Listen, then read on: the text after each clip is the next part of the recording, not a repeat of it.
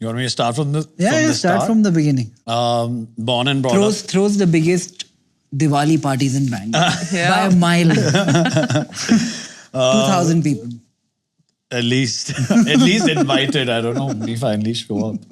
But yeah, it's grown. It's actually become a tradition over time, I think, in the city. So where did you grow up? I'm born and brought up and bred in Bangalore. So I've lived here, pretty much my whole life. Studied here across 2 schools, Vidya Shilp, Aditi. Grew up riding. All the spoiled brats are from Aditi, right? I only went there later in life. Same. I went to Sophia's, went to a typical convent school and I love that convent education. But yeah, I went to Aditi to 11th and 12th. So, studied here. Actually, a lot of our childhood, at least me and my brother, we spent riding, so outdoors and like around horses and all of that stuff. As we kind of grew up, we had the embassy riding school, which was like a huge bit of like a stud farm that my dad had bought, in 96 or something for whatever reason, which is now super crazy. And he lives. For people who don't there. know right now, you know what they're picturing? Mithila, Agnes, Karan, Aditya, Stud Farm, Palace, Diwali party with 2,000 people. I think you need to rope back some context. And it's probably putting me in a terrible light. Yes. So that, lot of time outdoors, a lot of time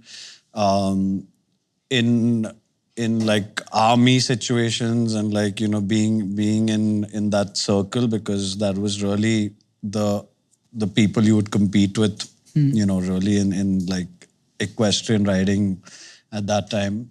A lot of my childhood, a lot of my teenage years, I think was, I always felt entrepreneurial, like wanted to find ways to do something, whether it's like small bits of making money in the building. I think one of the things that our parents were very particular about is like every pocket money you have to like sort of earn and do something around it.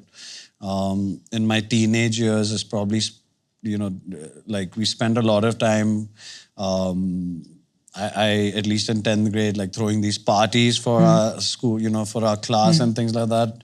And I still remember, we like the first thrill of like making money was throwing our 10th grade graduation party, and I made, I don't know, like 40,000 rupees that night, which was huge. Aditi. When the next day I'm disappointed at Aditi you made so little. No, he wasn't at Aditi. You said 10th grade. You were in Vidya Shilp. No, I was still in Aditi, but it was like $600 to get in, and you like whatever. 40,000 was profit or revenue? Profit. Not bad, Yeah.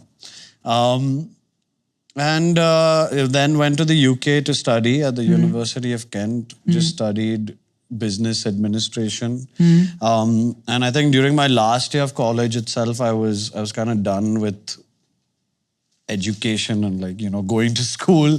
I just was ready to kind of work and do something. So actually in my last year of universities, when I started setting up our hospitality business, which I run with a partner of mine. So we have, a few restaurants in UB City. We have a catering business. Who's your partner? Mankani. Yeah, Siddharth Mankani.